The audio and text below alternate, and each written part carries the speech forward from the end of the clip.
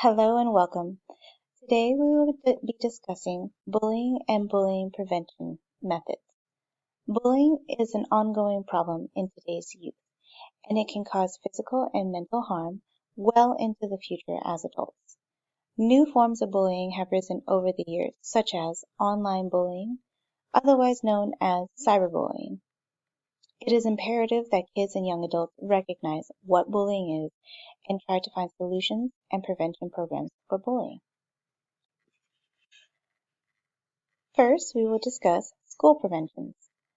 Recognition is one way that young people can understand what is happening to them.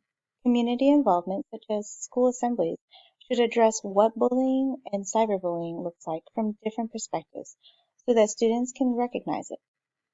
Understanding other people's perspectives and empathizing with them is a key point of inclusion that leadership should utilize.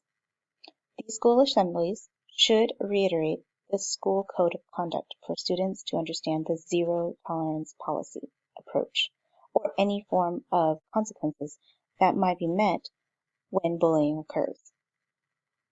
The school code of conduct also reinforces the school values and expectations and clearly defines appropriate and inappropriate behavior. Schools should always help bystanders feel empowered and stand up to those being bullied. Schools should also make students aware of the responses to bullying by letting students and parents know there will be no tolerance when it comes to bullying and that there will be immediate action taken once notified, before the situation becomes out of hand. Schools should respond by making sure all parties involved can come to a resolution and the situation is prevented from happening ever again. Another prevention method are from teachers. Students can confide in a trustworthy teacher. Teachers and other faculty members, such as counselors, can have touch points, otherwise known as safe zones. Students need to know that the faculty will support them. By creating an open dialogue and making connections with their students in a safe place, students will willingly verbalize their vulnerable side and a real dialogue can occur. Teachers must pay attention and recognize changes in student behaviors. They are the first line of defense for students most of the time, and that's whenever students will announce their issues. And teachers are usually the first to recognize that there is a change in behavior from the student. Majority of the day, students are spent with their teachers. Teachers help find solutions and problem solve as well.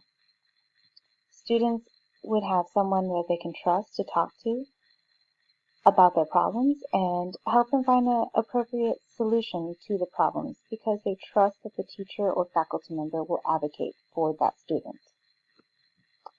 Now, supervision in between classes is sometimes necessary before an inclusive, safe school atmosphere can exist. Sometimes bullying occurs in between classes, and so those areas must be supervised. Teachers must take immediate action when bullying is alerted to their attention as well. Another form of prevention and very important part would be parent prevention. Parents need to take responsibility for teaching anti-bullying solutions for their children. Parents model behavior in their children. The way that parents behave at home teaches the child what kind of behavior is acceptable. Therefore, parents must show students how to appropriately behave and discourage bullying, disrespect, and aggression at home so that students can recognize the difference. Be involved in your child's life. Parent involvement is in the student's life is critical to their success. Discouraging negative behavior. This might be difficult because many of our youth don't have households that care for the well-being of their children.